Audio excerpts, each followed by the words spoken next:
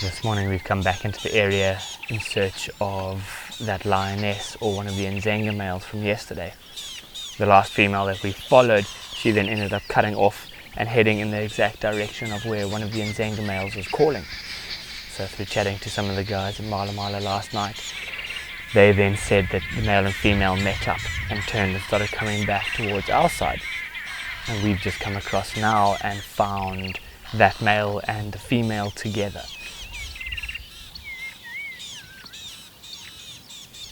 Doesn't look as though any mating has happened. We've been here for about half an hour or so.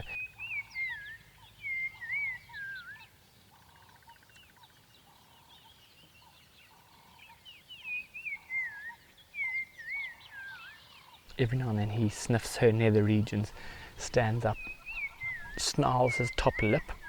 That's known as a phlegm grimace, and that is a process whereby he is trying to use an organ in the top of his palate, known as the organ of Jacobson, and that then determines the hormone and pheromone contents of her urine, and he can then determine exactly what reproductive status she is in, whether she is in oestrus, pregnant, or none of the above, and that would then help him make his decision as to whether he would like to try and pursue her and mate, or it's not worth his time, and he then carries on.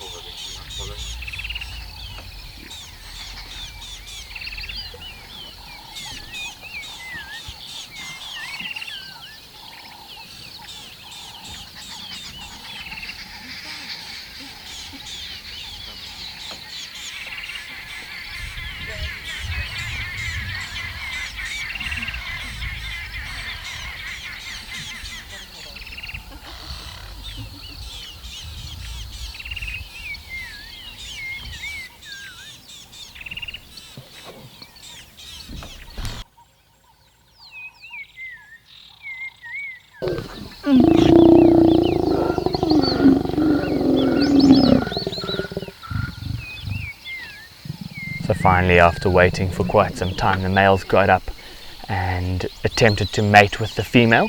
You can see there's quite a bit of aggression, there's lots of growling, and so it's amazing just to watch this whole interaction unfold. It didn't look as though that was a proper mating bout, because normally it is very aggressive and intense with lots of growling and her turning around to swat at him as he dismounts, and we didn't quite see that now. So maybe it's still the very early days or early stages of them mating, or possibly even a false oestrus from this female, just trying to lead him on for now but not actually fall pregnant. She's just trying to determine whether he is a dominant male in the area before she then has cubs with him. I can't see any suckle marks on her belly, and so I highly doubt she is a mother of any of the cubs, and so therefore that's why she is probably trying to mate with this male and secure him as the father and protector of her cubs.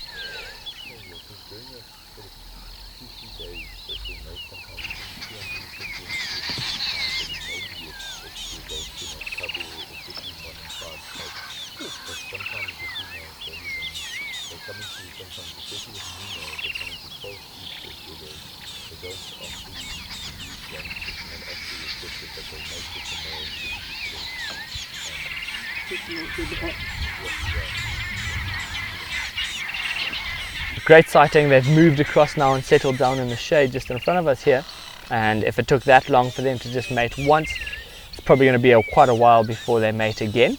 So let's carry on, see what else we can find, and then possibly come back through here a bit later on and see if anything else has changed.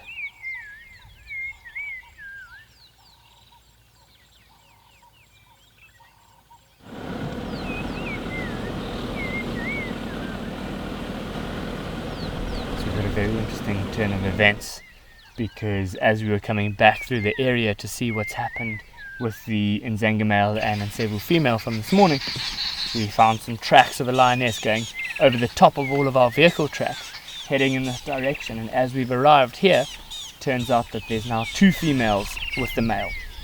And so it's just going to take a bit of time for us to work out exactly who is here and which one was the one that was here earlier on this morning and who's just joined, because 2 of them are lying pretty close to us here, and another one, or one of the females, is lying in the bush where we left them when we left this morning. Interesting to see whether he's mating with both of these females, or has he just come across here to greet the one as she's arrived, or is he actually going to hope to try and mate with her. All is pretty interesting, and we hope that we can try and solve this puzzle.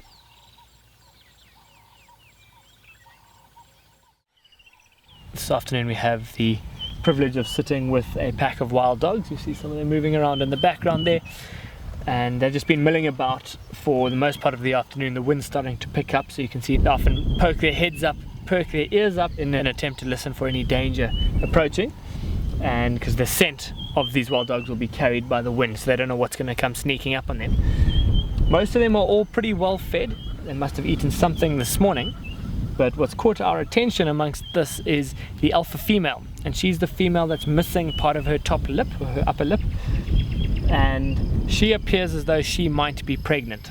And I'm no wild dog expert, but just by the looks of things, her belly is very full, but obviously it's difficult to tell whether that is just having eaten a lot or actually pregnant. But what's the indicator or the telltale sign is you can see her teats are starting to swell, and that milk pouch is starting to grow. But this is incredibly unusual for this time of year. Wild dogs normally only give birth between the end of April right the way through to May, June, and possibly as late as July. And that coincides with our winter time, which is their denning period, where the pups will be stashed in a den. And then as the pups become a bit more mobile, that's where we're entering into the summer, and there's a lot of life around with the young impala lambs and wildebeest calves.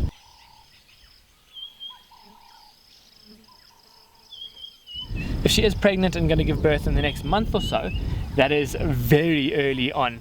And we do know that this pack, and this female in particular, lost her pups very early on, and so that probably led to her then falling into another oestrus within that same breeding period, and she's now reaching the latter part of that pregnancy and will probably then give birth at some point in the near future.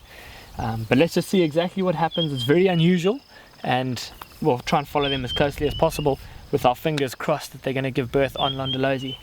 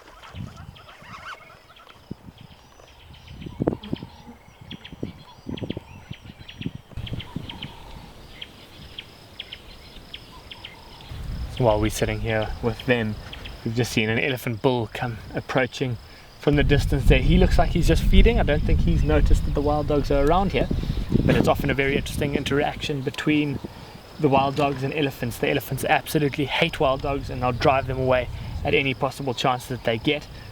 And so we'll just watch him closely and see how the dogs react. They're probably going to try and keep a low profile, hoping that the elephant doesn't notice them, and for their sake I hope that the elephant just moves on by, carrying on feeding. But let's just see what he does. The wind is blowing from where the elephant is towards us, so it's unlikely that he'll smell these wild dogs until he's well past them.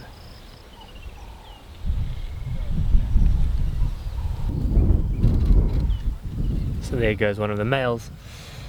But that elephant has moved on by, can no longer see him, so I presume he's carried on his way. Hasn't really picked up the scent of these wild dogs just yet. It's been fantastic this afternoon. Always awesome to see wild dogs, and very intrigued to see what happens with this female. We'll try and follow them as closely as we possibly can, and if they're on Londolozi, we'll try and get in there and assess what's going on and whether she is actually pregnant or not. But there are a fair few other vehicles that are wanting to get in, so we'll let them in here, and if there's a space to get in a bit later on, we'll then come back in and try and join them. The Sand River is not too far from here, so we've got very high hopes that they're going to go down towards the Sand River and have a drink and a splash around and a bit of a play in the water. So we might just go and station ourselves down there, hoping that they do come towards us. But in the odd chance that they do, we'll obviously be lucky. If they don't, then oh well, at least we tried. So we've sat at this prime spot here for the rest of the afternoon, hoping the wild dogs are going to get up and move across in this direction. But we've just heard on the radio that they are still completely flat down sleeping, and with no signs of them looking like they're going to be getting up to anything anytime soon. It's starting to get pretty dark, and so we're going to head back to camp. We don't want to spend any time with the wild dogs after dark, because that'll then put some unnecessary pressure on them. Just arrived into a very exciting sighting of Lion's 2 youngsters. They're spending a lot of time around one of these small water holes here, playing up in one of the dead trees just beyond it there.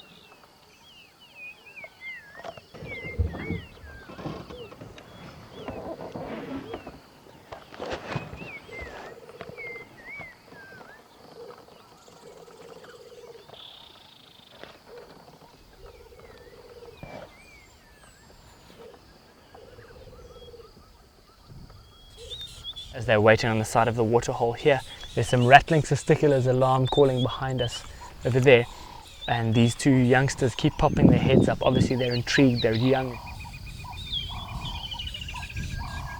very adventurous and excitable, but I'm wondering if this isn't maybe their mother coming back here, and that's what's got their attention, and that's why they keep looking across there.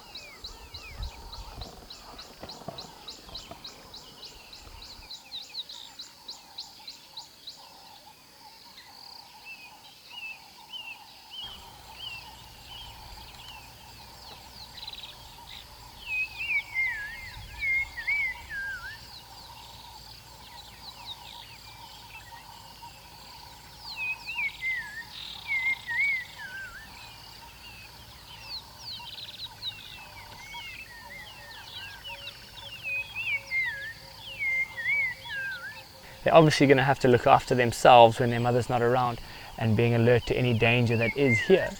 And so any noise or any alarm calls or disturbance in the surrounding area will definitely catch their attention.